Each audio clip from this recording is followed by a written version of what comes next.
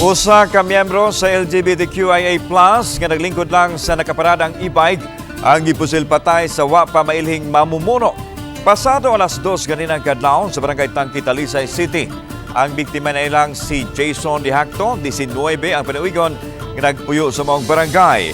Drug-related ang isubayng motibo sa krimen kay giingong na manigya og iligal nga dugas ang biktima.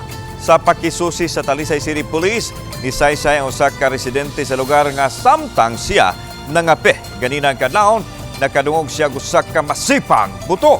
Nakita na dayon niya ang biktima nga nagtuwad na diha sa e-bike. Human nakaangkon og mga samad pinusilan sa naong.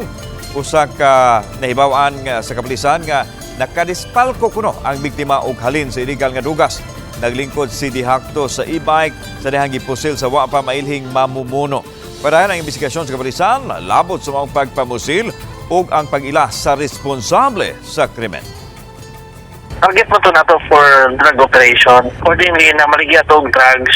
Sa una pa, apil na sa listahan. So, what's this? Tapos nagtigil, tapos karoon na monitor na balik na po.